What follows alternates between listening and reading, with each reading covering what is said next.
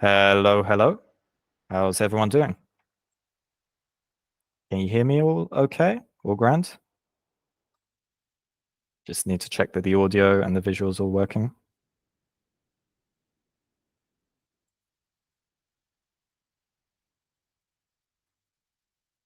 Everything kosher? Everything good?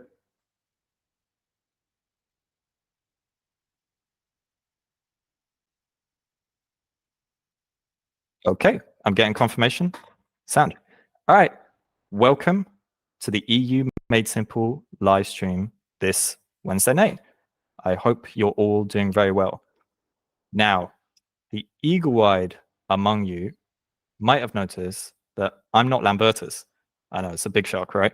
No, I'm afraid the boss isn't here tonight. My name's Niall. I'm one of the writers for the EU Made Simple, and I'll be filling in for Lambertus for the stream. So I know I have some pretty big shoes to fill, and that you're probably all clamoring for Lambertus's return, but if you can put your pitchforks aside for just 1 second and bear with me, I'm sure we'll have a great evening together. So first things first, a big shout out goes to Fedor Shashkov. I'm sorry, I've probably slaughtered the pronunciation for your name, but Fedor's a big fan of the EU Made Simple.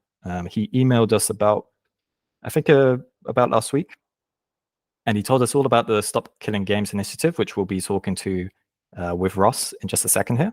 So he's the one that got us interested in it. So thank you, Fedor, for making all of this happen. Been a big help. I also want to talk about the big giveaway that we have. We're giving away free Patreon memberships to the channel. So this gives you access to, like, the Discord, early access to videos, and the chance to chat with us in the team. So all you need to do to qualify is to tag the live stream in your Instagram stories. And the first free to do so will be given a citizen level membership, so the first tier. All the links for that is in the description, and it's all on us. Right, so introductions over. Let's get into it, shall we? Tonight we have a special guest for the live stream. His name is Ross, and he runs the YouTube channel called Accursed Farms, which focuses on gaming, where he talks to industry experts and produces the series Freeman's Mind.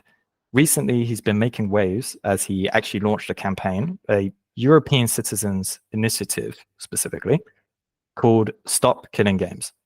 I'll let Ross introduce the project himself in just a second, but safe to say, if you're a gamer, you'll definitely want to listen to what he has to say, especially if you live in the European Union. That's very important. So, without further ado, I'd like to welcome Ross from Accursed Farms to the stream. Ross, good to meet you. How are you? Good. Thanks for having me. Yeah, of course, no worries. All right, what we'll do is I'll ask some questions to get the ball rolling, and then later on we'll take some questions from the chat, if that works for you. So remember to put a Q and a semicolon in the chat if you want to ask a question so that we can see it. And yeah, super chats get priority as well. So if you have a burning question for Ross, make sure to send that through, and we'll give it special attention. So very quickly, Ross, just can you give us like a quick business pitch rundown of what the Stop Killing Games initiative is? Sure. The very basic version is we're trying to let customers who have paid money for video games keep them when support ends. Most video games work indefinitely. You buy them and they'll last as long as the hardware does, software. But more and more are being designed to connect straight to the publisher and act effectively as a kill switch. So for the games like that, when the support ends, every copy that was ever sold ends also. And we think we know this is preventable. We think this is rather anti-consumer, and we're trying to prohibit that practice in the EU specifically. And we're not trying to stop them from selling games like that, but to have a responsible way of handling them once they end support and shut them down. Yeah, so the bottom line is, through this initiative, anyone who buys a game will always have access to it, like, indefinitely, kind of. They won't ever have it cut from them, sort of thing. That's the general goal. It can get more complex than that, but that's a good, of course, summary of it. And very quickly, why not just tell us a bit about yourself? You're from the US, but you're based in the EU. Is that right? Yes, I've been living in Poland for several years now. My wife is Polish. I met her and didn't have much time to get down and moved here. I'm a YouTuber who's kind of made various kind of random videos, usually related to gaming. They're usually just goofy comedies kind of thing. This entire project is a giant detour from what I'm normally doing. And I kind of hope to get back to what I was normally doing at some point. But I've always enjoyed video games, and this year I saw an opportunity to act on it, which kind of snowballed into many activities. It's always bothered me, the practice of seeing them destroyed. Yeah. Was there like any specific thing you saw, like, or that gave you the idea? Like any spark moment sort of thing? Well, a little bit. I mean, it's bothered me for decades, but and it's just kind of grown slowly over time. But this year in particular, a major game shut down called The Crew that was published by Ubisoft. And this one was a unique opportunity to act on because it had, I think, at least 12 million players total.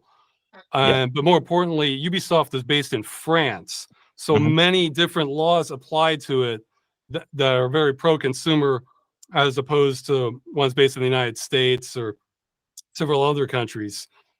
So this made it an ideal opportunity to act on. I've been waiting for some sort of opportunity like this. I had considered the game Overwatch prior to this, but that had complications that made it harder to explain to regulators.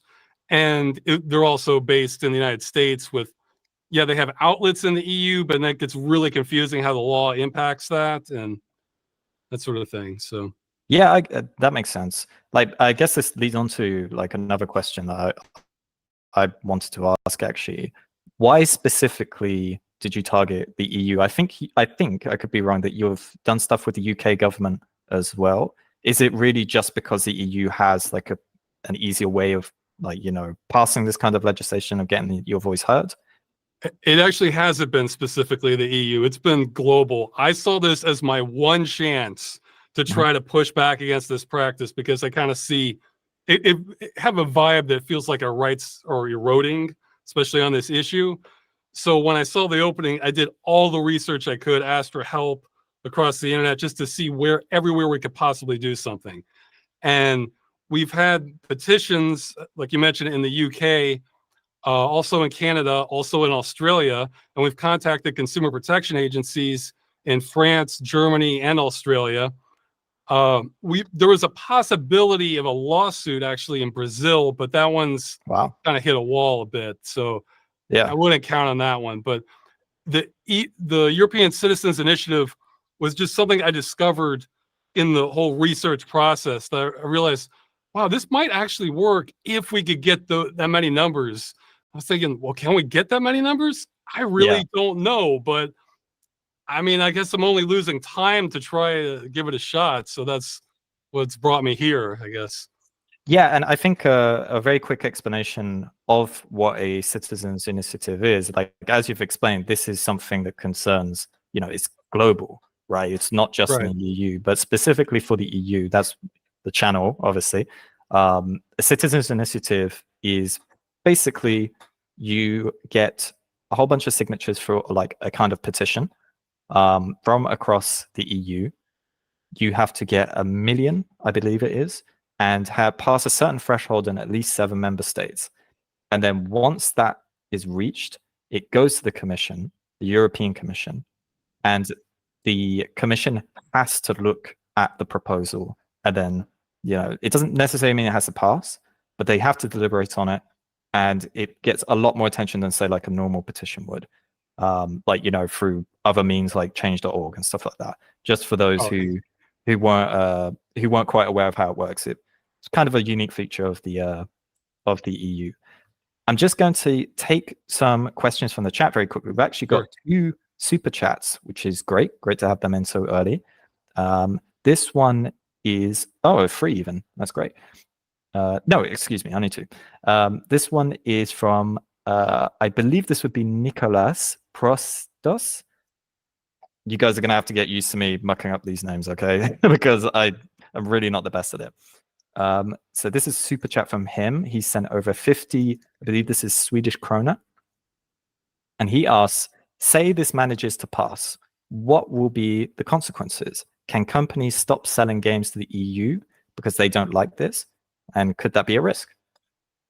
Well, I guess the first part, what are the consequences? A lot of that will depend on how the EU interprets it. But let's say as we're intending, I mean, it's possible, but I would bet any amount of money against it, because I think it's a complete bluff. The population of the EU is 450 million people.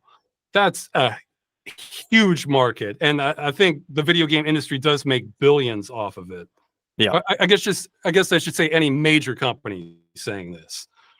There could be some smaller companies that could get caught in the crossfire a little bit in the transition of it, but even then, I think they would adapt, or else other companies would rush in to take their market share. So if they did pull out, that's the thing about what we're proposing. What we're asking for is end of life plans, and this is actually relatively. What's the word I'm looking for? Well, okay, I would say it's extremely achievable if it's done from the design phase onward. Like if a game has already been made, all the work was put into it, but then this was never even considered, that can be a nightmare to deal with. However, if it's planned out from the beginning, it's kind of like any other step of the game. Like, okay, the game's going to have sound, the game's going to respond to a gamepad, or we're going to have a level. It's just another element, like every other aspect. I've compared it to like car companies kind of fighting against having seatbelts in their cars back in the 60s, where yes, that was an additional cost and more work. And if your factory wasn't tooled for that, that could be more of a hassle. But now, I mean, I'm estimating that's less than 1% of the cost of the car. And I think it could be extremely similar. No, I see what you mean. And I think most car companies are perfectly fine with putting seatbelts in their cars. And hopefully that could be something similar for video games going forward, so why not? Yep. Yeah, I think it would be leaving so much money on the table. That's the other aspect is, especially once it's planned out and as time goes on, when there's middleware solutions for this sort of thing, the cost might fall to being almost negligible. So they would have to decide, okay, what's better, to pull out of the EU and lose millions of euros in sales, or to implement this one requirement at the end that we plan for that might, depending on the game, it might be a couple days work, or it's companies like to make money, so they tend to flow towards whatever makes them the most money, especially larger ones. Yeah, it makes sense.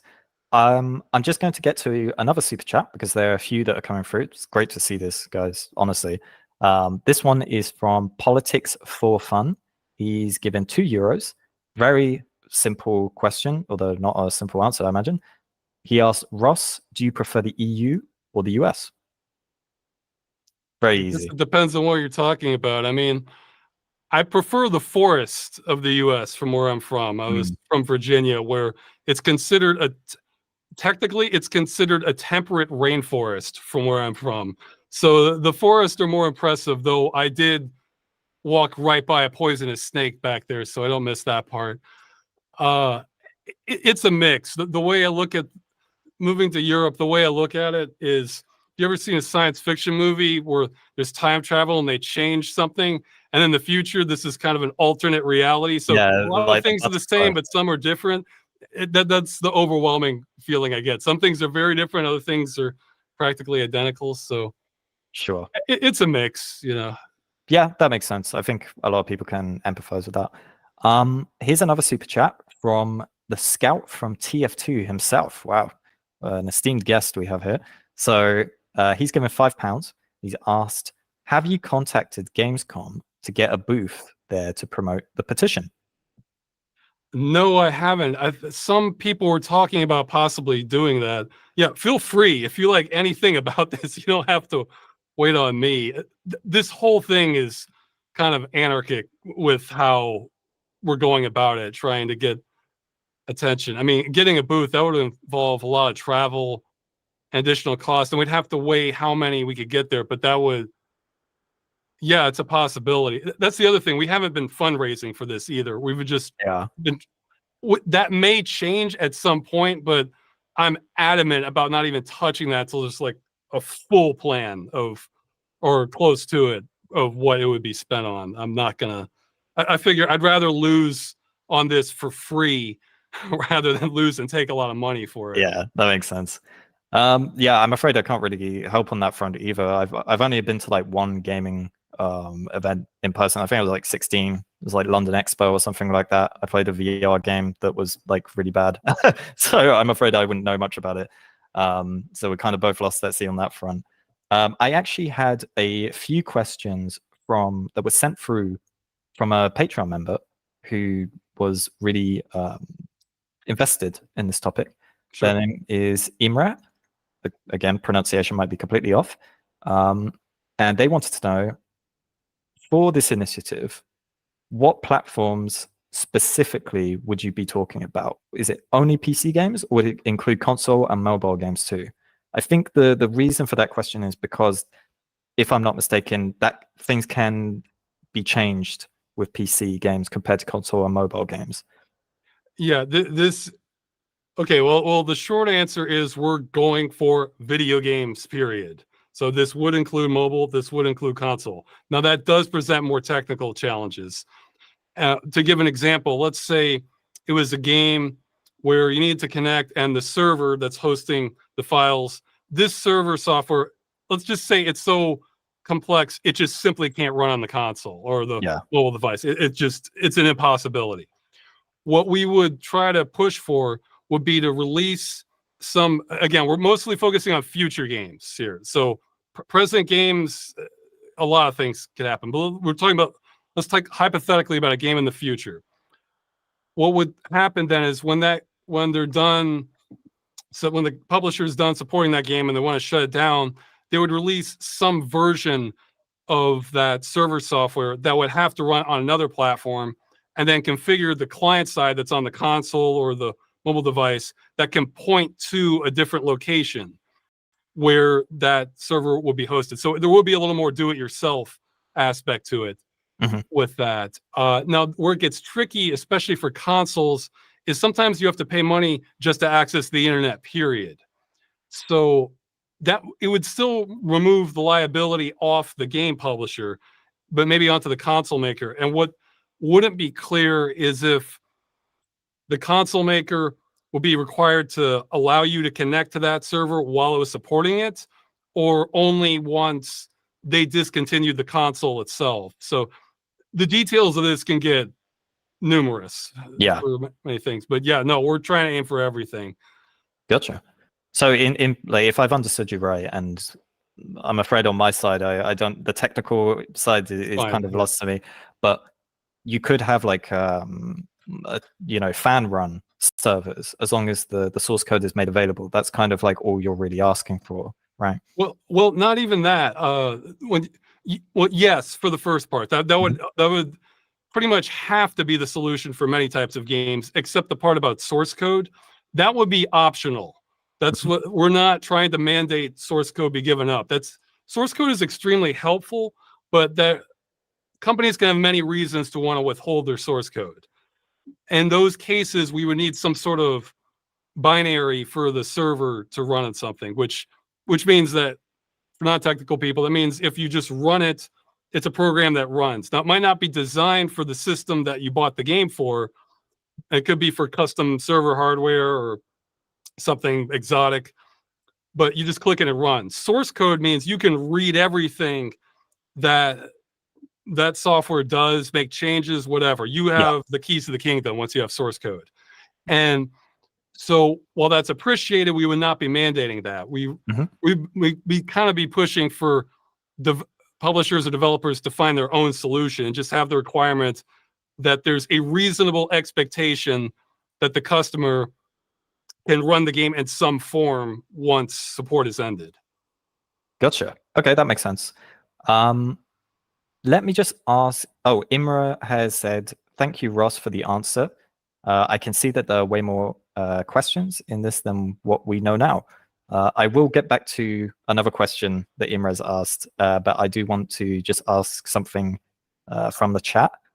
Laus has asked, should the US have popular initiatives like these? I take it you probably agree with that. Well, should would be, yes, I'd agree with should. What I found with the US was the closest thing we probably had was open ballot initiative that you could propose it on a ballot during an election. However, what I found was in order for that to even reach that phase, you could only previous voters were allowed to partake in the initial proposition process. So I was my thoughts were, I'm not sure how many like already registered voters that are also gamers that are going to be on board with this. Plus, this is, if I'm being real, this is kind of a niche issue. I mean, once you get into broad politics, you know, there could be many more important factors. Plus, the law in the U.S. It's on this issue, it's kind of upside down compared to many other countries where this is extremely locked down. This can actually circumvent most state law. I've heard from read from multiple lawyers, pretty much the only solution to this in the United States is through an act of Congress. And I just do not have the confidence that I would be able to influence that in any level. Yeah, that makes sense. I mean, I guess this kind of, you know, you mentioned that it was a niche, you know, subject. And I know that we mentioned in our video on the topic that, you know, the video game industry actually makes more than the music industry and the film industry combined. So yeah, it is a big industry, but there's no denying that it's relative niche. The question that I would have is, let's say I'm a European citizen, right? But I have no interest in video games whatsoever. Why should I sign or even care about this initiative?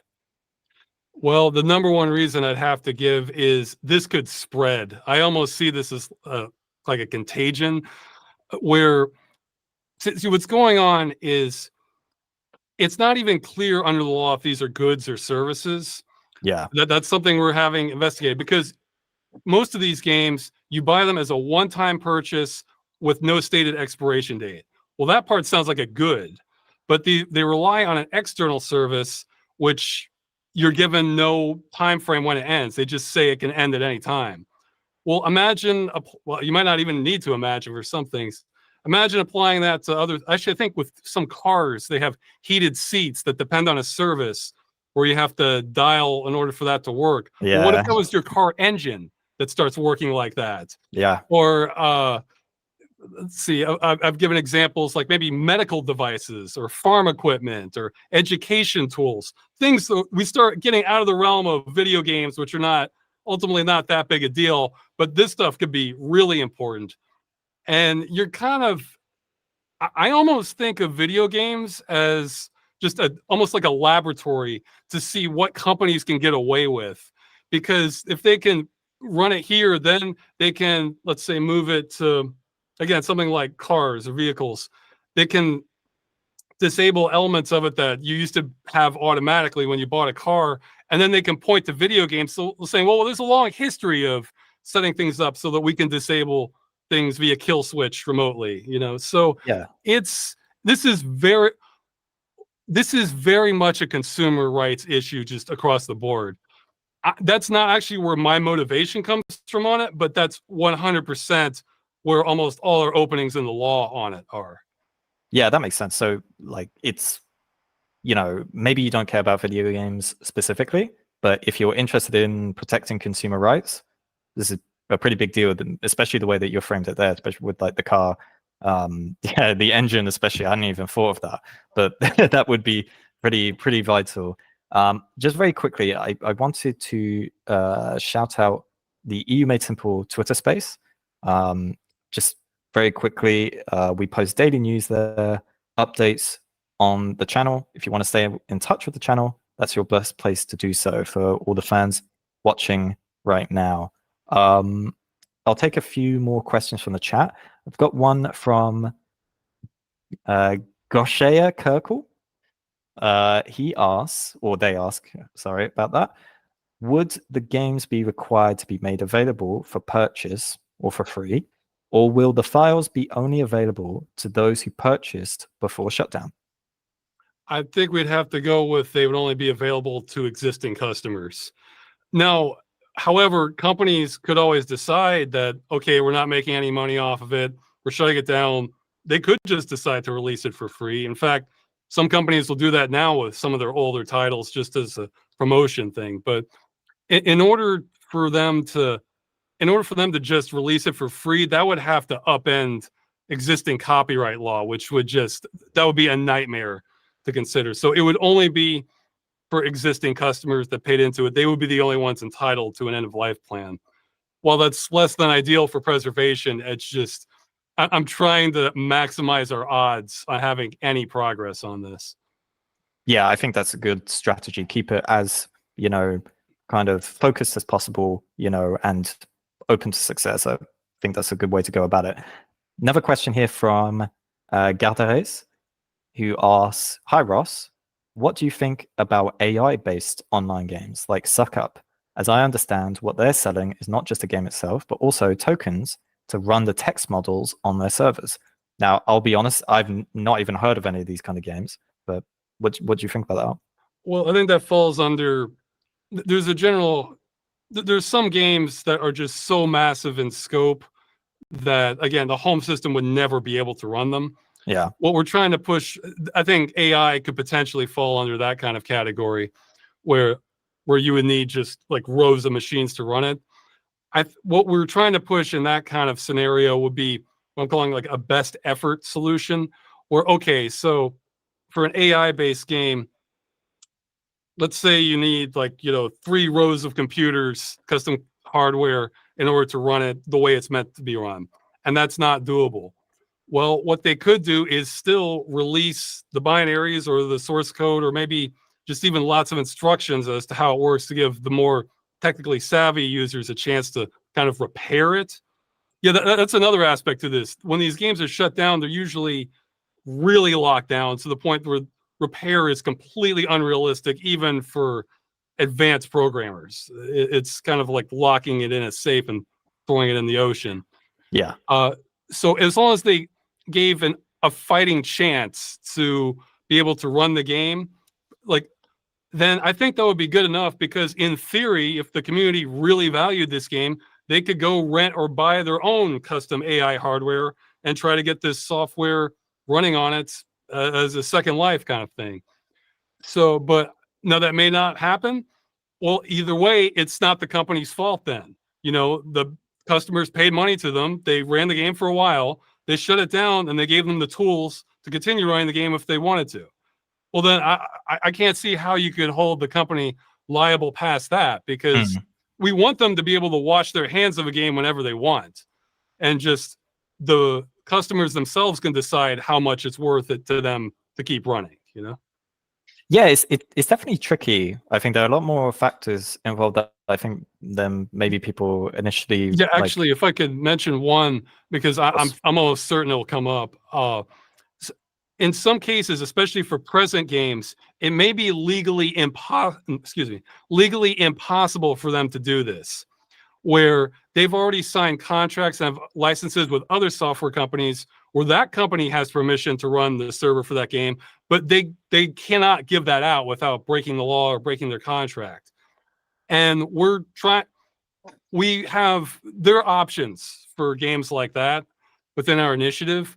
That's why we're primarily focusing on future games. Like the options, a lot of this will depend on what the EU says, but the surefire option would be they could shut down that game before the law went into effect. That would be less than ideal. However, depending on, I should mention, I'm not an official initiative member. I mean, I'm in touch with all of them, but this will not be my decision, so I can't speak for all of them. But one thing I might be willing to compromise on, if it was the only way to make it happen, would be to grandfather in existing games. So, okay, so you have a game like Final Fantasy Online where they do not have permission to give up the server software, or they never will. They can't renegotiate that. Well, since they were operating before this went into effect, then they can continue operating as they were, but a new game made would not. They would have the rules fall underneath it. So if it's a known requirement in the EU, I think that would make negotiating with these other software vendors much more viable. That, hey, we literally cannot use your software unless we're allowed to have an end of life plan with you. So we have options for the legal hiccups that arise from this. Yeah, like I said, it's there are so many different factors that people wouldn't even consider. Like, when I first read up on the initiative, I thought to myself, well, first of all, I couldn't quite believe that there were single player games that required you to be online to play them. That was already shown. When I was growing up, you put the disc into the GameCube, fired up a Paper Mario or something, and you're good to go. I played online games, of course, but it's like many multiplayer, so that really shocked me, first of all. But when so I thought, like, okay, well, this is like slam dunk, right, for the initiative. But when you get into it, there are a lot of different things that come into it. You're like, yeah, hold on, do we have to make the developers keep these servers running indefinitely? It's like, no, not necessarily. No, not at all. No, 100% no. That's our answer. Yeah. And it's like, there are just so many different factors come into it. But, it sounds like you guys have got a lot of it ironed out. So that's great to hear. I'll just take we've got a super chat that came through right here. So that's great. Thank you, Drakar, who asked, he sent through, I think this is Norwegian kroner, 50 Norwegian kroner, to Ross specifically. How did you learn about Duelist? If I had to triple check that I heard you right, I worked on its revival. Let me know if you need info. Well, not specifically, since as I understand it, that game's safe now. We're not worried about the safe game. Oh, that's another thing to mention that maybe wasn't obvious. This would have no impact on the vast majority of video games.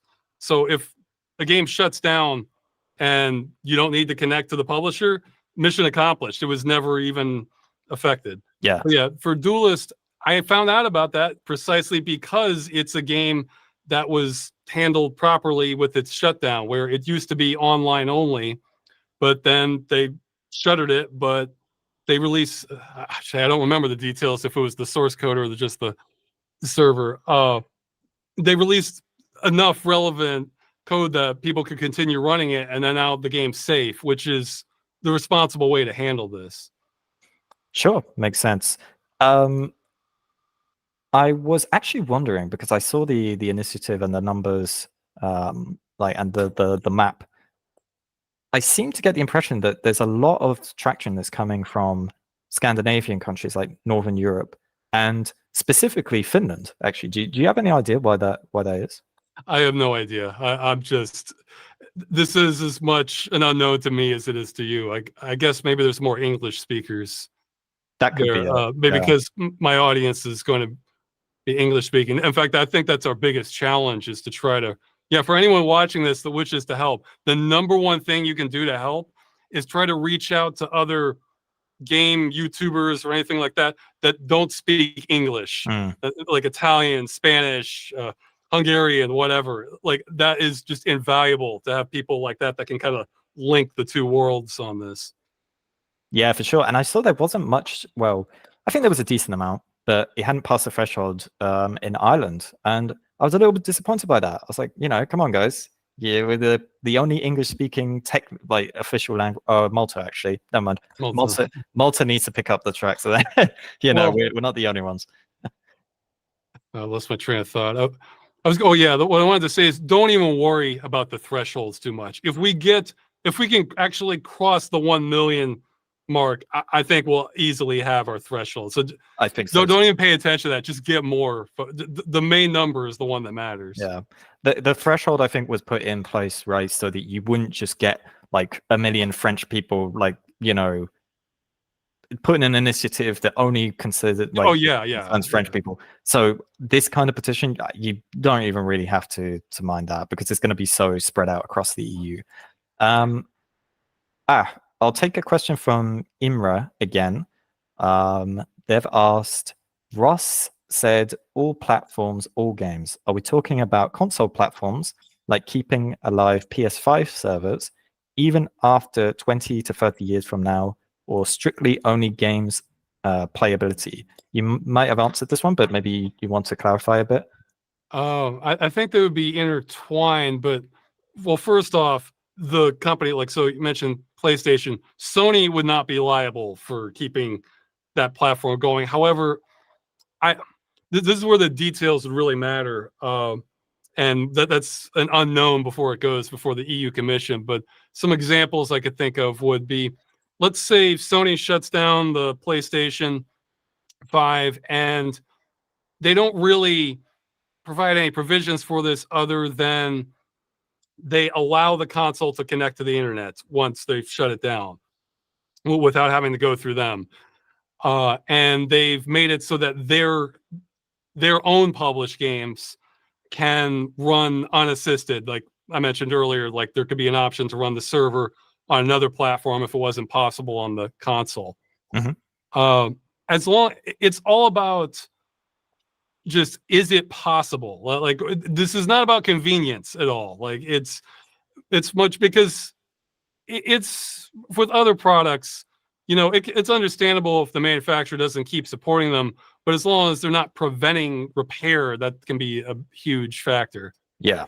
Or even just access too, right? Yeah. You know, consoles are kind of are trickier because it can vary depending on the console, how much you're allowed to kind of access and dial out, because that could be a security risk while they're supporting it. And so they may not want to allow you to connect to just some random server on their console, because then that's work for them. In which case, I mean, that would be less ideal for the customer, but as long as it's possible once they finally discontinue the console so it can kind of come back to life in that way and they have no more liability, then I would still see that as acceptable, if not ideal. But it can get, so that's the thing to understand. In terms of preservation, for being able to keep a game that you've purchased, the industry has been going down the wrong road with just almost complete abandon on this issue for decades, I'd say, at this point. yeah. So there's so much that we have to kind of tiptoe around and walk back to some degree just to make this happen. I mean, ideally, this conversation would be happening 15 years ago, but that's not. I had to wait till there was an opportunity on it. So Yeah, it makes sense, right? Very quickly, going to take another question from a super chat. This one is from Majetti Gizzle, who sent $5 or $4.99 for US dollars. So, you know, broad representation across the globe here. So that's great. Is it okay if we leverage AI and other tech to create dubs of your videos? So I take it that's Stop Killing Games videos for re-upload, asking out of curiosity. yeah, as long as you're either not misrepresenting me, or if you are, you make it obvious it's AI. You know, so Yeah. it's not like you're not trying to make like a fake and then pass it off as real. So Yeah, that that's makes fine. sense. Yeah, just keep an eye out. You might see. My general policy is anything resembling fair use on my videos is fine. So I mean that's an American law, but there's equivalents in Europe. I forget Yeah, what the sure. term is.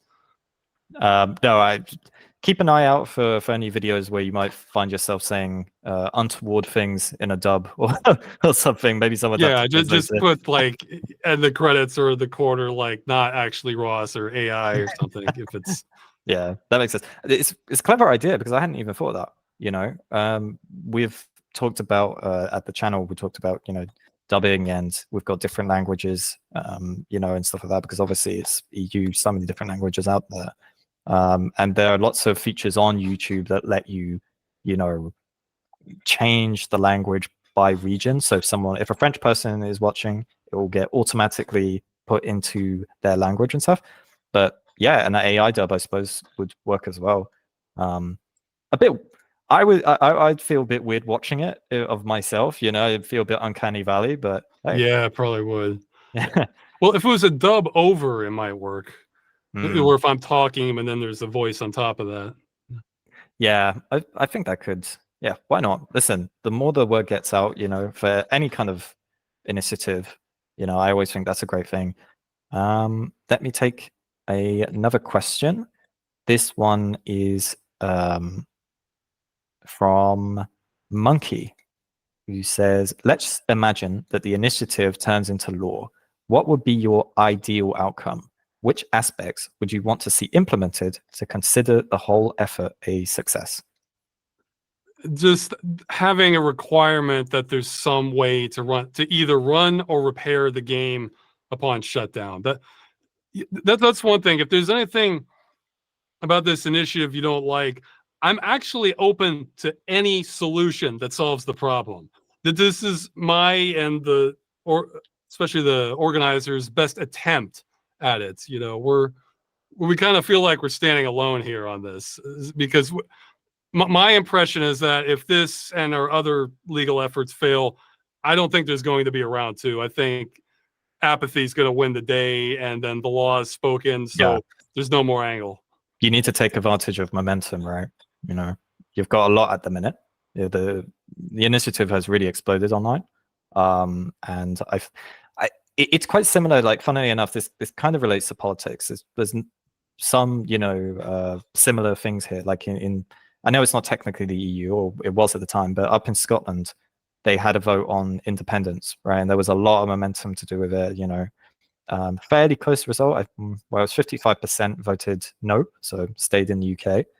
And then as stuff about the EU and Brexit happened, everyone kind of thought, okay, we've got another shot at this, right? We can go again, we can build a momentum. And they found it was just a lot harder to do so, It's not even just that. I think younger gamers especially may not even realize what we're asking for is completely possible.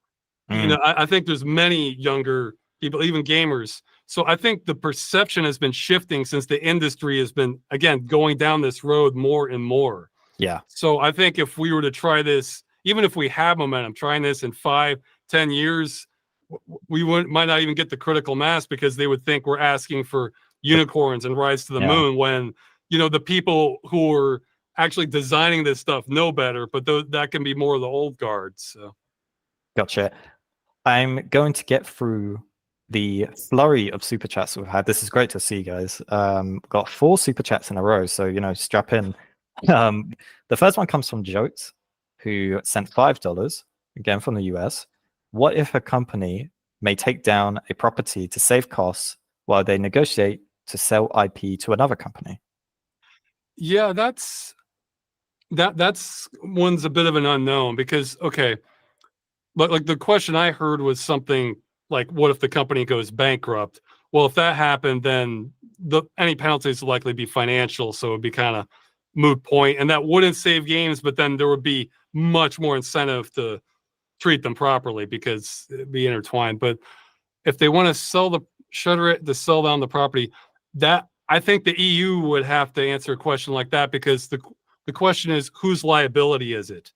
And I think there's incentive either way to keep it going, because it could either be the original rights holders that, okay, well, you're selling the intellectual property, but you took the money from customers on this, so you still are responsible. Or the new rights holder buying it would be on the hook, saying, okay, well, if you're buying this property, you're assuming these, not exactly debts exactly, but this liability that you have to make good on the existing customers.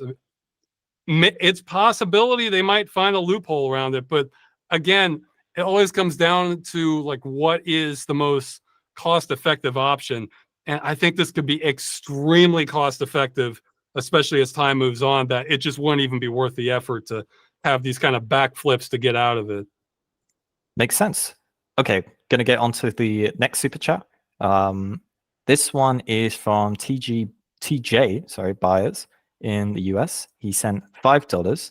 Well, this one's less of a question and more just a statement. The man just wanted to cruise virtual America. The industry forced his hand. Mr. Scott is brilliant. So there you go. You got a big thumbs up. Well, it was, for the record, I would have done this for any game that met the criteria, but it's just a coincidence. I also enjoyed the game that was the trigger point for all of this. So Makes sense.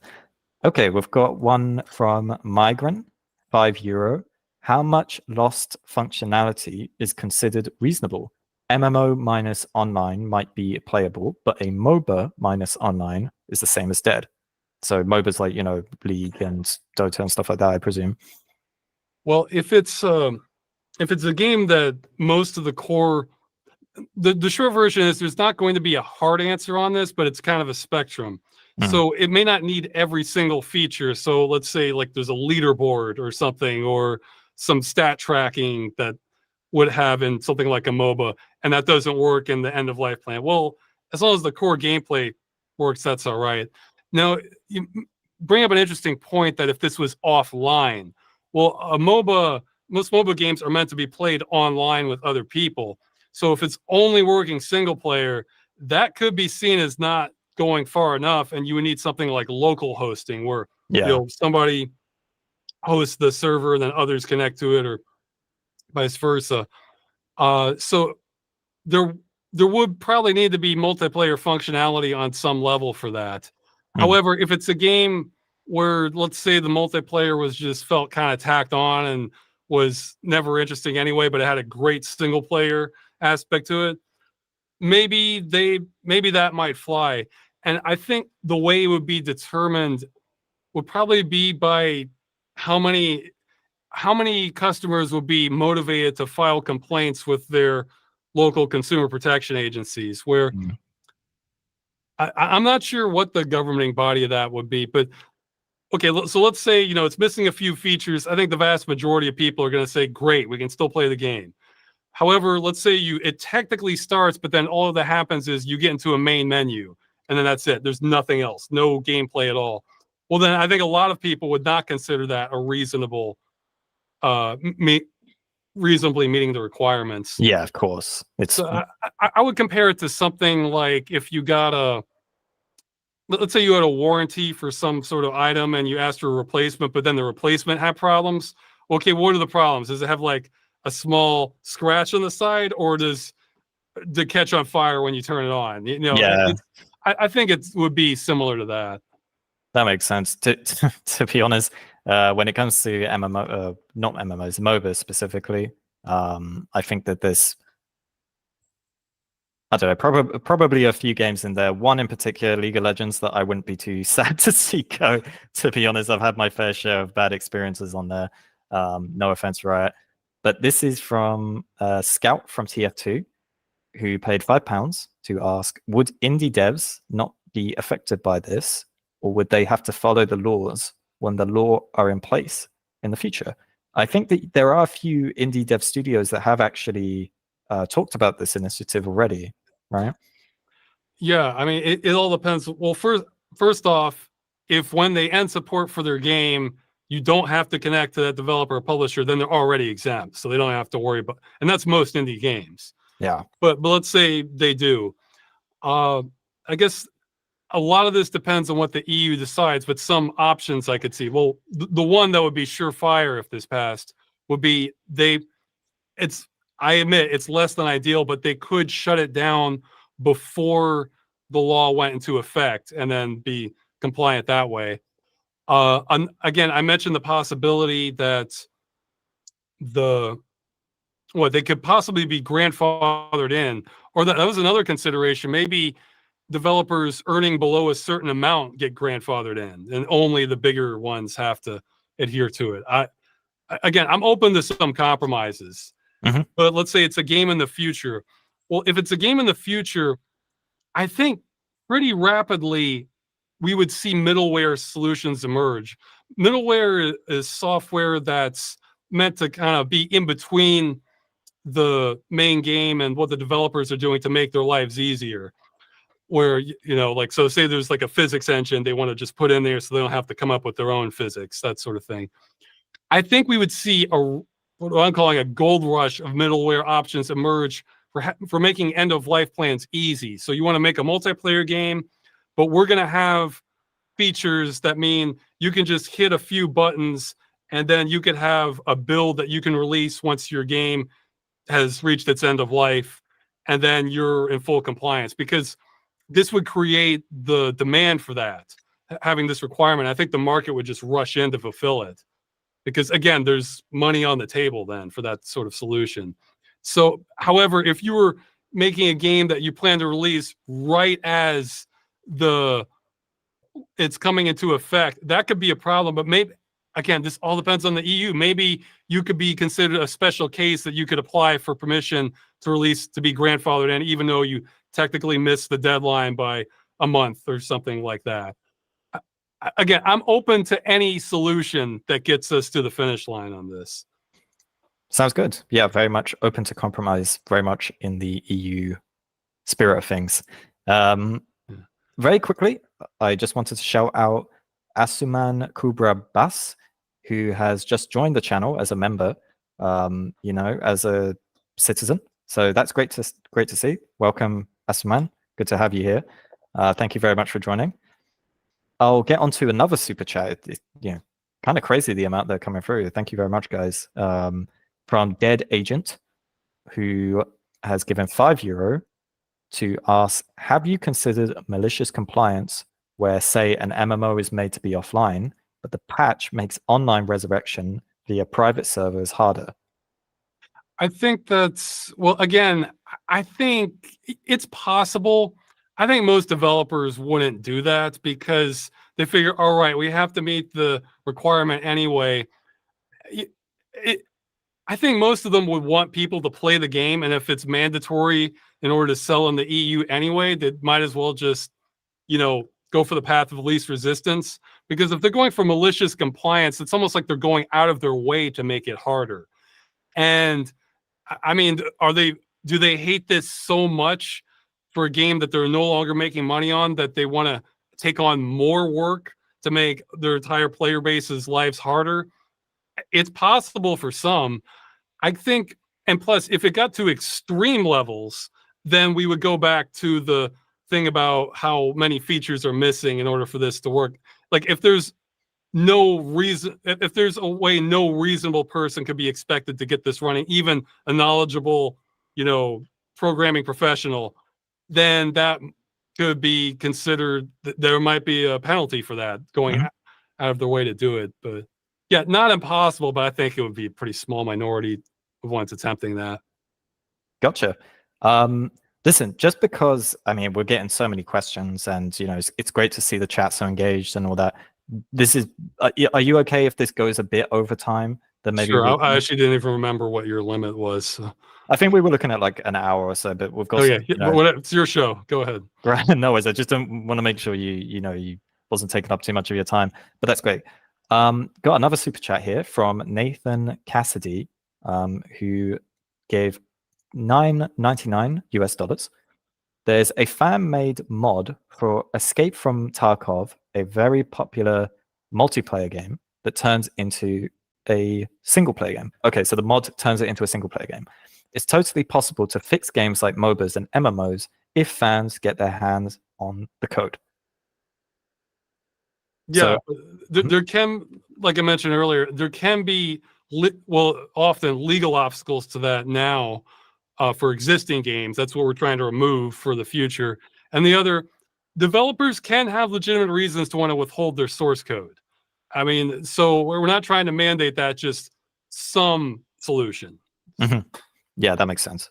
And another one coming through from Cake Zombie, $5, who asks, this is actually a question that I was interested in. I think you've covered part of it already. What are the chances of the Stop Killing Games initiative succeeding long-term? And what can I do as an American to support it? Well, there's two phases to that. One, we have to get the signatures, and I have no idea what our odds are on that. This is all complete unknown to me. I think in my video promoting this, I even said, this might be delusional. I don't know yet. Yeah. So, but assuming we get the signatures, nothing's a guarantee, but I think this really falls in line with existing EU consumer practices, and we're trying to be as reasonable as possible. That I personally would bet money that this solves the problem to a significant degree, but I would bet nothing on whether we get the signatures or not. And I know it's frustrating as an American not being able to do anything on this. Honestly, the best thing you could do is just try to reach out to people who might qualify. So maybe some gaming communities that do have some European influence in them, or just maybe demographics that might be unaware of this. Like some examples I've heard are things like esports games, or maybe like military sims, or just any sort of, the more niches in there, the better, you know, to try to get a long tail effect. Yeah, I mean, the internet is kind of like an open marketplace, right? You never know who's listening. So even if you're an American and, you know, you put out a social media post supporting it, that might be seen by, like, you know, some guy in Czechia, and they're a European citizen. They can sign it, you know? And this is my bias, but I think this is going to be it for your chances to actively do something, because our other legal action is almost all underway except for some stuff in the UK. So if for something to participate in, this is probably it. And again, this is my subjective opinion, but I don't think you're going to get another chance on this. So you can maybe mention that part. Yeah, that I tend to agree, I think, to be honest, as sad as it may be, but yeah. Dead Agent has sent another super chat, €5, asking, how would the preservation for microtransactions work? Okay, for microtransactions, that's a good point. Didn't mention this on here. We actually are trying. Okay, for truly free games. In other words, somebody just puts it up. There's no sale or anything. Microtransactions. This would have no impact on those, even if they're online only. There's no commerce going on. So I think that would easily be overreach to go for that. But if it's a free-to-play game where the game itself is free, but then they sell features on it, like a skin or extra account features. Like freemium, right? Yeah, freemium. The way this will work is technically the customer would not be entitled to the game. However, if they're paying for these microtransactions as a one-time purchase and there is no stated expiration date, then that really resembles a good, in which case, in order to access their microtransactions, like the virtual skin, they kind of need the game to work. So it kind of loops around that way. Yeah, that makes sense. Yeah, so much of this is about how the game is sold. Yet one type of game, I mean, we'll try, but it's very likely it will fail, will be subscription-only games, like World of Warcraft, Final Fantasy 14, that sort of thing, because those really do meet the definition of a service for the most part. You know, you pay for 30 days of access or a year or whatever, you get your 30 days and then it's over, and they told that all to you up front. Yeah. So there wasn't this, you know, you buy once and then we won't tell you how long that game lasts practice that's going on right now. Yeah. However, that's so few games on the market. I think it's literally under 10. I mean, there might be a couple. I'm not particularly worried about that. And some people are going to be worried about, well, won't this make all games subscription games because they can switch to that? The thing is, we've seen that happen already with MMO games in the 2000s, where there were dozens of games with subscription fees, and they almost all died out or went free to play because that market is only so big. Most people don't want to pay money every month for one game, then the next game, then the next game, because that just adds up so fast. Yeah. So I think the market would have a containment effect on that.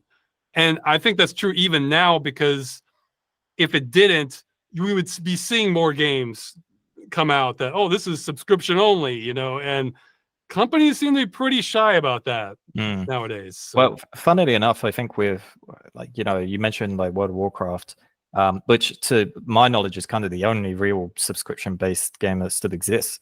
But there's Final Fantasy 11, 14. There's like the extra version of EVE Online. Sure. There's some space game I forgot the name of. Yeah. Trek Mania. That one's, I haven't had a chance to research that one. That one has aspects of it that are subscription. Sure. I remember because, like, obviously me and my brother, we played quite a lot of World of Warcraft. Back in the day, you actually did have to buy like the physical copy. So you bought a copy first and then you subscribed. Very much a money pit. They like Blizzard knew what Yeah. they were doing. So there's actually kind of an argument in some cases. That gets into very murky territory, but I wouldn't count on that winning. Yeah. Especially because when you buy it, they're saying it came with the 60 days of access or whatever the number was, you know, so they could argue that, oh, you were buying like a subscription upgrade or something like that. So that one's, I mean, we'll try, but I expect that one to get shot down. But yeah, I think that's 1% of games. So it's not a big share of the market, and you'd be going up against a Titan like Blizzard. I'm sure they know their stuff. They will be going up against them anyway. Overwatch would have checked off every box on this. That's true. Let me get to another super chat. This one is again from the Scout from TF2. It's great to see. You have best class in that game.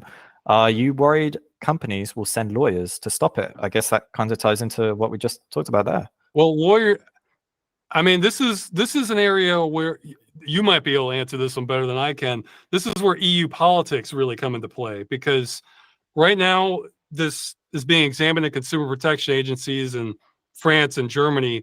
How much sway does the industry have on consumer protection agencies? I have no idea.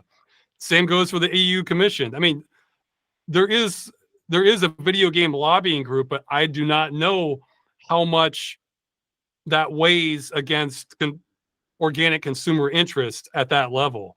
I mean, maybe it's a lot, maybe it's a little bit.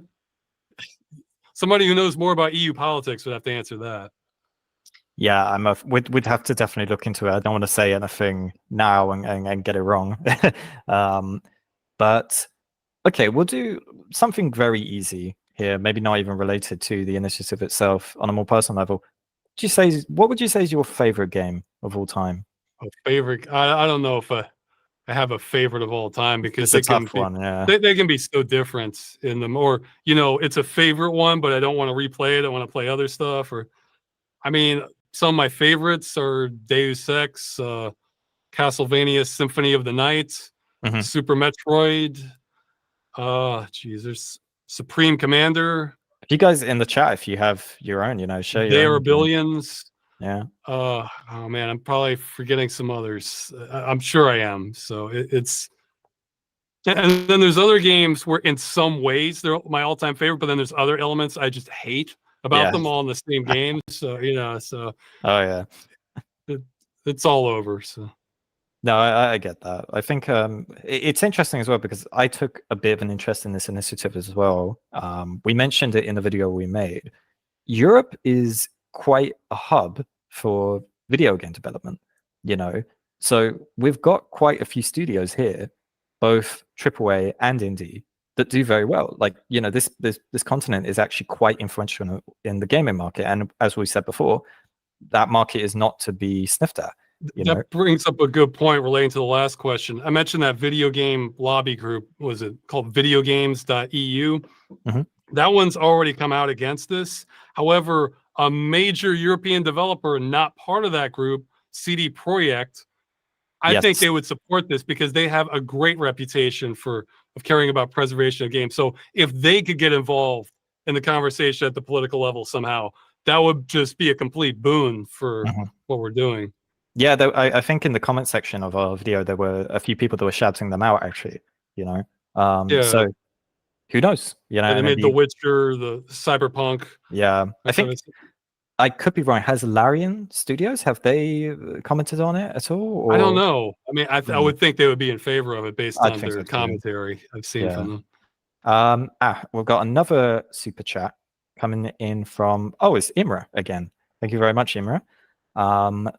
They ask, what if Steam, you know, Steam, Epic Games platform, I imagine, anything like that, renames purchases to subscriptions? Well, they would have to do more than rename it, because, I mean, I would think, because if they just call it subscription, well, fine, then you're paying for how much every month, you know, and that would be a massive PR backlash, I imagine. But they kind of have a bit of a captive market too, because then even if it's just a penny well, now you're paying money every month or every year or something. And that creates a psychological backlash that I think people would not want. And actually, I think there's some precedent against that. There was oh man, I forgot how to pronounce it. There was a court case in France against Valve a few years ago. Valve versus the UFC Que Choisir, or I might be mispronouncing it, but one of the conclusions that the lower court found was that the way Steam was selling the games, it made them more like goods rather than services, because Valve was trying to argue they're just a service. But so it's, again, not impossible, but the thing is, we're seeing, for those who are kind of worried about this, like maybe making things worse, or, from where we're looking at it, we don't have much to lose, because the trajectory we're going on, the number of games like this are increasing more and more that have this online only requirement. And some big series are shifting towards that. Like, I think I heard like Ubisoft trying to get the Assassin's Creed series to go to online only. Yeah. Or I think some of the Call of Duty games have transitioned to that. So they're trying to usher this in anyway. So if we sit and do nothing, then that's the thing. Taking no action actually is a decision also. And I think the consequences, in my eyes, are riskier doing that than trying to get some provisions. No, I definitely agree. This one has come again from Imra. So thank you so much, Imra. You've really been a big part of this whole project. Who sent over 400, I believe that's Hungarian forint, I think. They have said, not necessary. You can subscribe for until EOL. I'm not sure. End of life. I see. Gotcha. So they've you can subscribe to, okay, well, you have to say one. Yeah, no, there's a catch to that. In order to do that, you would have to say, how long is your subscription? Is it 2 years, 5 years? And companies don't want to do that for two reasons. One, if they have a hit, then they want to keep it going and not have to have a bunch of people bail on when they have to resubscribe, or maybe make more money on it. And if they have a flop, they don't want to keep that game going for 5 years. So it's by having an end of life plan, they can end it sooner, they can end it later. It's all up to them. It stays within their control. Whereas if they're going for a true subscription, which again, I think only the really big players can do that, like I mentioned World of Warcraft or Final Fantasy 14, then most companies aren't going to be able to turn the same kind of profit that way. And they're on the hook by giving the time period. So, yeah, I guess that kind of answers the question that Jet27 had, who asked, do you think publishers would opt to make games with an expiration date? And yeah, I think it's very much, I think they would far prefer to have an end of life plan, so they don't have to put that. Yeah, exactly. Right. But yeah, no, that's great. I think, honestly, like from a personal perspective, I think maybe it's a different era of gaming, like I said, when I was growing up, it's very much, you buy a game, you have that physical copy, you put it in, you play it, right? The idea of that being like taken away because you can't have online access to, like, from my perspective, because I mainly play like single player games, right? For a single player game, that's like mad to me, so maybe there's a bit of a disconnect because some people that's another thing the industry is heading in. We have seen multiple games now with single player and multiplayer campaigns or modes merged together, so you still have to connect. Like, The Crew was like that. The Destiny, Need for Speed from 2015 was the Division games. So these all have full single player campaigns, but you have to connect online to get them, so they're all merged together. So you can't. They're coming for this from every angle. And you mentioned, I'm still trying to find the first. The first one I know of is Guild Wars, where that was 2005 that came out. I think prior to that, every game, or almost every game, you either bought it and you got to keep it indefinitely, or it was a subscription. So you were told exactly how long you have it. Mhm. And so this is a relatively newer practice, but Oh, and we've got another super chat from Scout from TF2. Again, absolutely, the GOAT of super chats tonight. He has sent over £2. Will you be at the EU HQ when talks begin? But he has put in parenthesis, in caps, I've got no clue what this means. So okay, the EU Commission. If we get enough signatures, I think we found out I'm allowed to attend as an observer. So yes, I'll probably, travel there to be there for it. I could at least consult with the organizers maybe, but I will have no legal authority whatsoever if I go. Yeah, in fact, yeah, if this passes, the EU pays for the transportation of the initial members. They won't pay for me. So yeah, I will be there, but not that would be my plan, to be there if I could have any influence. If I have just no influence and and I would just be like in a separate room or something, I might consider skipping, because then there would just be no point, but I'd still be very interested, Yeah, for sure. Just want to clarify something very quickly, because I made a little mistake there. It was that parenthesis wasn't actually included. It was a member of the team who said that, probably asking for me to explain further. So he was just asking about the EUHQ. So it's my mistake there.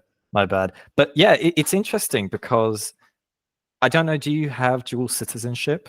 No, I have a permanent residence permit, but I only have citizenship for the United States. So Right. I cannot sign this. Yeah, initiative. it's interesting because you're spearheading, and you've created this movement. And funnily enough, you can't actually take part in it yourself. Well, whatever gets us to the For the finish line. EU. Yeah, Yeah. it's fine. And I should mention, for those who feel like I'm trying to like invade on EU politics, this is global. I would have gotten nowhere if there weren't, I guess at this point, hundreds of thousands of people that agreed with what we're trying to do. So this is, look, I cannot tell you how many Americans I've heard from wish they could help with this. Yeah, no, for sure. Because America is kind of locked down legally, and that's another thing is, even if this initiative fails, I'm still keeping my fingers crossed on the consumer agencies, because half the battle on this is just finding out. It could be this entire thing is redundant, and France comes out and says, no, the way these games are being sold are goods. Therefore, all these laws, all these directives on digital goods supply. Oh yeah, I should mention, it's not clear under the EU if they're considered goods or services. And the EU does have directives on digital content, which sounds like what these could be, except those directives don't actually apply specifically to this, because they'll say it's all about like, okay, well, or you provide it for the stated time frame, or the duration. Well, the duration, you're not given one. It just says it can end at any time. So does that mean you have no protections, or does that mean this is considered perpetual? The law does not say. Yeah. And furthermore, a lot of these license agreements were like, for example, the Crew, it said that the Ubisoft can change the terms at any time. It can terminate the contract at any time. And if it does terminate it, you are, as a customer, are required to destroy all copies of your game. Well, having all those terms, and again, there's no stated date how long this lasts. It's just at any time. Well, the EU Commission has come out and said this could very likely be seen as a violation. I know it now. Directive 9313 EEC, where there are laws against unfair terms and contracts so that make things one-sided against the consumer. However, they also said this has to be tested by the member states. So it could be this is already illegal, what's happening, and everything we're doing is redundant, which would make me ecstatic about it. So yeah, this is kind of the backup, the long shot backup here. Of course.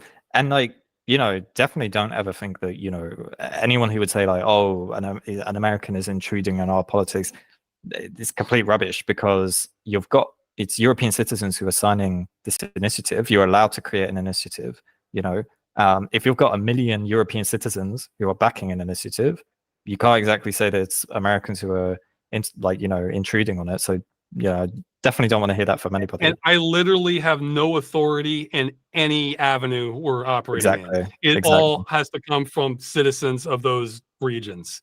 So yeah, listen, or the government, you know. Yeah, we're getting to the end of our time. So, guys, if you have any more questions, any more super chats, burning questions you really want to get in, now is the time. We'll go through them. But we don't want to take up too much of Ross's evening. So we'll start with a super chat from Tomas Okvasia. I'm really sorry. I'm definitely macking that one up. £5 who asks maybe too private a question, so you don't have to answer if you don't want to. Can you not apply for a Polish citizenship, Ross? I can, but I need to learn a lot more Polish. I'm aspiring to caveman level Polish. Jaskinjowiec. That's miles ahead compared to me. Okay, I've got I've got French and English, and then that's it. Polish, it's not happening for me, I'm afraid. This one is from Kyle Davison from the United States, $5. Would games currently undergoing development be exempt from these laws? What is the criteria for grandfathering games in regards to this initiative? It's entirely going to be up to the EU Commission on that. We're going to try to actually push a little higher than that and not open with that. However, again, I can't speak for all the organizer members, but I think a fair chunk of them agree with me, though, that we might be willing to compromise down to, if that's the only way this passes, I would go for it, because that would still be a lot of games lost, but then it would save games in the future. Gotcha. So, okay, and I'm going to go to another super chat from Nishivion from the US again, $5. Speaking of NCSoft, dev of Guild Wars, so the developer of Guild Wars, understood. They actually opened up Cities of Heroes. Playing with a few people is better than zero. 100%. Although the history behind that one's complicated, I think even now I still don't know it, but I think the end result is that they allow basically the community to run their own licenses to host the game. So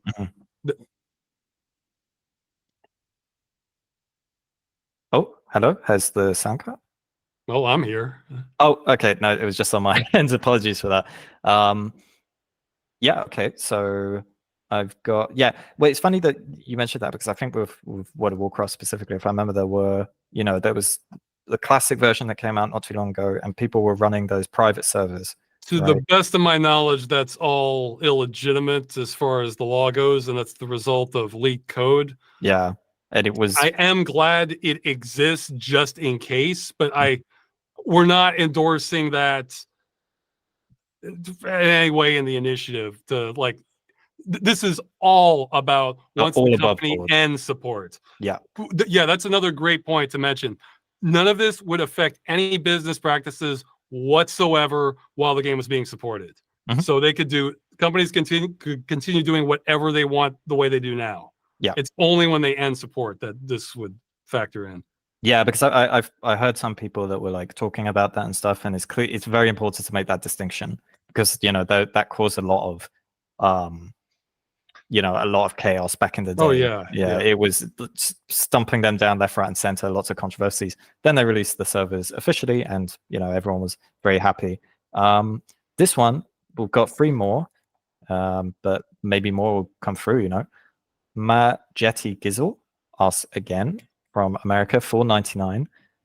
For what it's worth, as an American, I wish Europeans would meddle more in our politics. We'd probably be better off on consumer rights laws. Yeah, potentially. Listen, I think we've got enough problems here in the EU. Believe me. If you don't need more. Yeah, we wouldn't be able to, we can't agree on our own stuff. Okay, so if we're gonna have to go to America and do stuff, God, it's gonna be a nightmare. But yeah. I should maybe mention, part of the reason I have focused in so many different countries is I think if we have a major victory in one, that if the market, like say France or Australia, and companies don't want to miss out on that market, then they'll start coming up with their own end-of-life plans, because again, the cost can be very low to sell there. And once they've already done that, then they may as well release them globally once they do it. And there is a precedence for this. In Australia, they sued, their consumer protection agency sued Valve for not allowing refunds. And Valve lost on that. Mm-hmm. Now, globally, you can get refunds on Steam from Valve. And that is the result of that. So, that's the reason I'm focused so many different areas, because I think all it takes is one big one for a win. Yeah, it's funny that you mention it, especially in the context of the EU. There's this concept called the Brussels effect, where essentially when the EU makes law, when the EU like passes something, a lot of the time other countries outside will follow afterwards. So, it's kind of bigging up the EU themselves, but there is some precedent to it, where the EU is often the first one to do it, and then people follow suit afterwards, like in other countries, right? So, there is historical precedent for what you're talking about. Scout from TF2 with another $2 super chat. If you go to the EU HQ, wear the HEV suit. A HEV suit? My preference. I've done a series where I voiced Gordon Freeman. Oh, I see. Of course, that makes sense. Yeah, I'm afraid I never played Half-Life. It was, I think, a little bit before my time, unfortunately. Mr. Animator sent $5. Would you be willing to talk to Thor of PirateSoftware to clear up anything he doesn't understand about Stop Killing Games? Yeah, I saw that there was a bit of a disagreement there. I don't know if you don't have to comment on that if you don't want to. But no, I can. He's our most outspoken critic.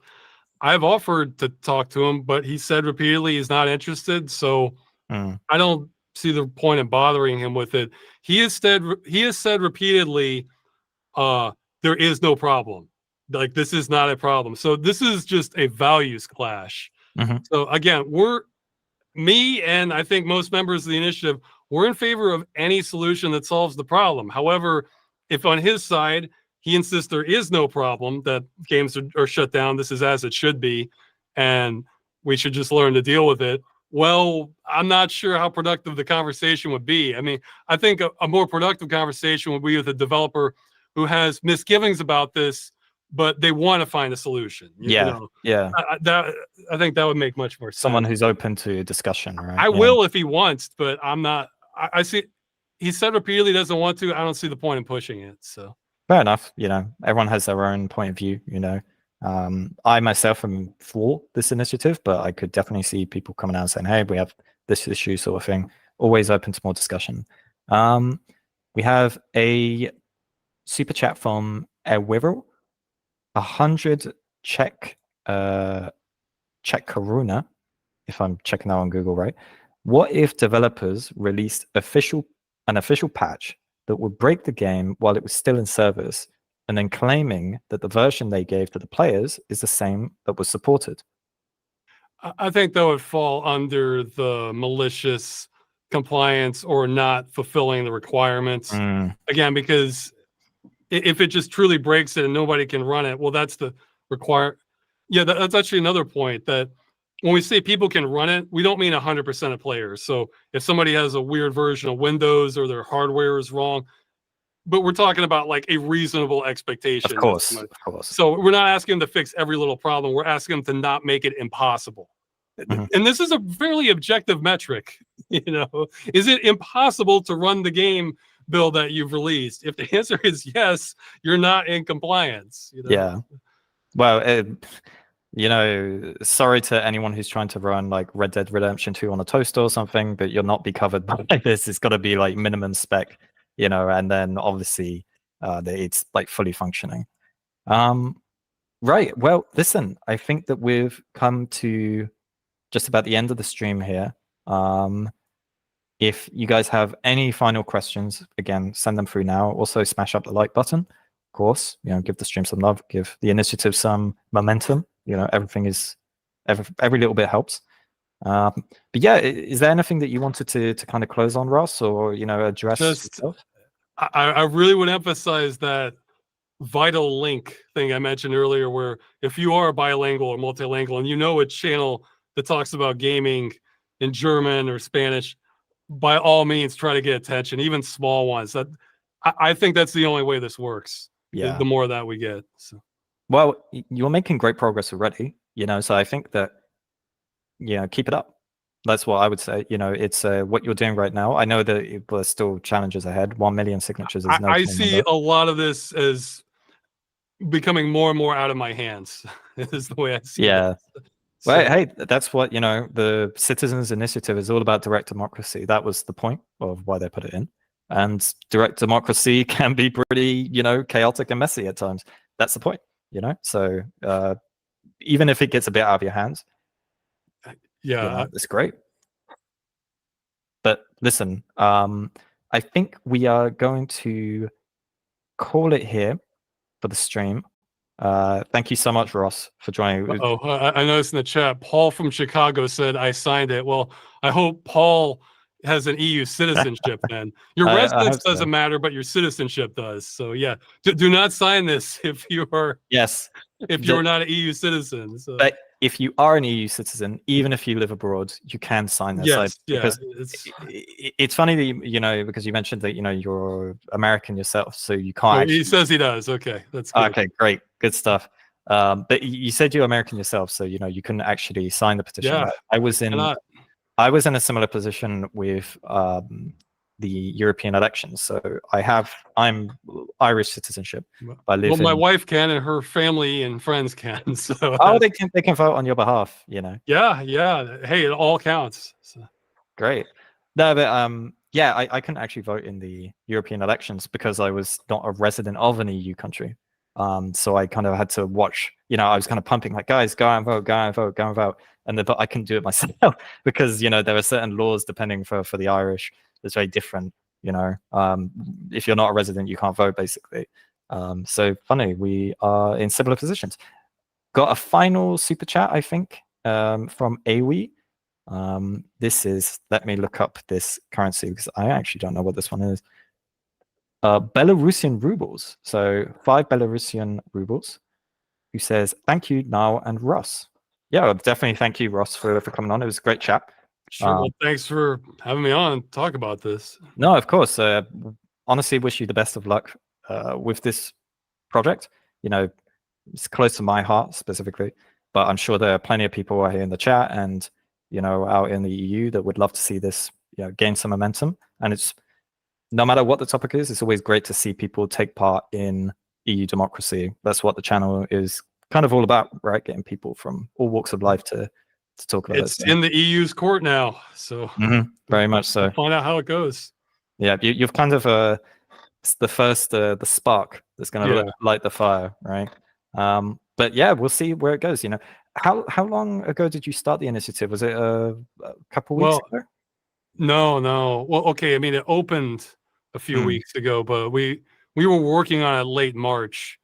We went to have it earlier, but we found out about it kind of late in the process. So ideally, we would have launched this with everything else back in April, but yeah, okay, better late than never. So. It's always the case. Whenever you're doing a project like that, you're basically like, our start date will be April. You could just add 6 months to that because it's an amateur operation. We've discovered a lot as we go. Yeah, well, it's a great experience as well. Hey, for you. Yeah, going through EU law. That's the other thing. I don't want to be doing any of this. I'd rather go back to the goofy videos I was talking about and not just. Are you telling me that you're obligated? You're not thrilled by European Union law? Wow. Just or the campaigning or any of that. Well, I can't possibly imagine why, but yeah, no, it's been great. Thank you so much, Ross. I also just want to give a quick shout out to Elliot, part of the EU Made Simple team. He's been kind of running the show, running the live stream and doing everything for us in the background, working in the shadows, making it all tick over. So thank you very much, Elliot. But yeah, thanks guys for tuning in. Ross, best of luck with the initiative. And yeah, I just want to shout out very quickly as well the Patreon for the EU Made Simple, because a big part of the channel is our community, and having a tight-knit community is great. So if you're interested in supporting the channel further and coming in closer contact with the team in general, head over to Patreon and sign up for as little as I think like €1 a month. So very easy membership, and you've seen with the super chats and stuff, the community is really engaged. So yeah, again, thank you, Ross. We'll talk again soon on the live stream. So yeah,